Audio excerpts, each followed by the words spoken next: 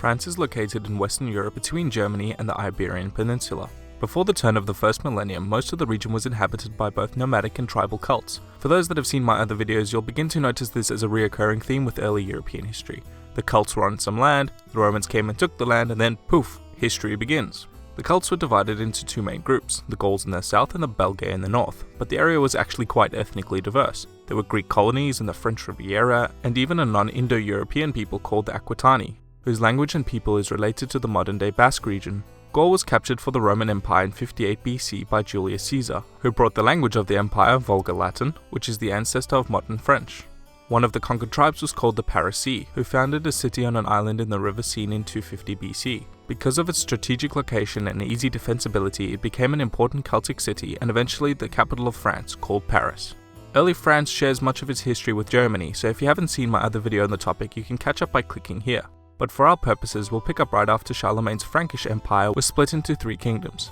West Francia, which became the Kingdom of France, covered most of the territory familiar to us today, but for a while it was a very disunited and non-centralized power. In fact, I use the word kingdom very liberally, as the king really had no power at all in comparison to the princes, dukes and clergy. Sure, he could sit on a throne and call himself king, but it was nothing more than a glorified title. One of the real problems came during the Norman conquest of 1066, in which William the Conqueror became King of England while still remaining a subject to the French crown as Duke of Normandy, and I'm sure that won't become a problem anytime soon.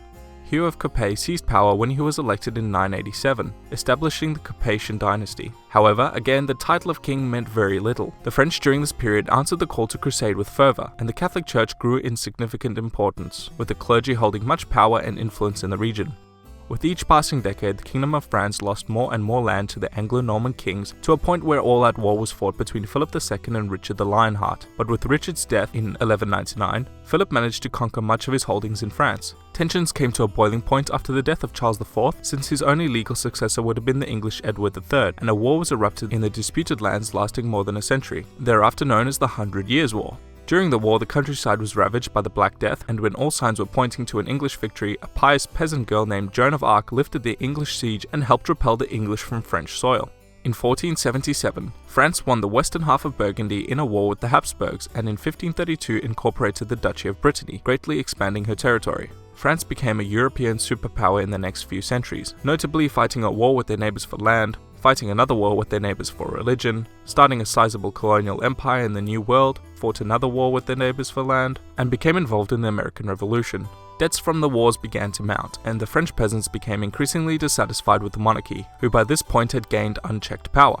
The liberal ideas of the Enlightenment and the widespread famine paved the way for France's most famous political event, the French Revolution, as well as the rise of the military hero Napoleon Bonaparte.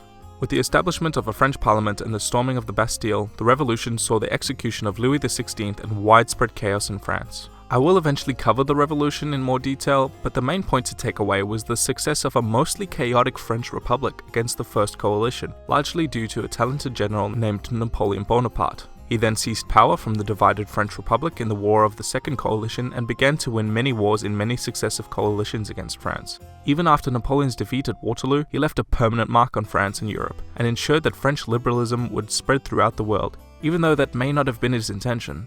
After the death of Napoleon, the country was politically unstable, but their economy was strong, building a large empire in Africa and Asia, enjoying cultural prosperity, but lost much of their dominance in Europe to the new formed German Empire. The Third Republic was formed and became the central focus for the German Empire during the First World War, who feared being encircled by an alliance between France and Russia. France joined the side of the Allies and fared very badly during the first phase of the war, but eventually won the war with Germany's surrender in 1918.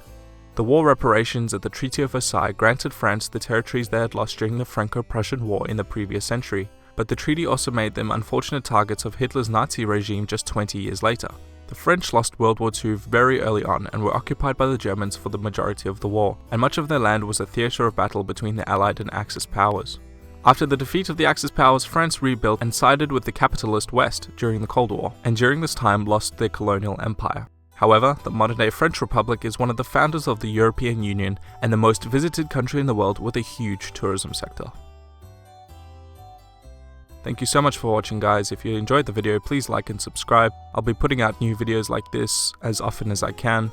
If you'd like to help out, you can support me on Patreon, and we'll see you next time.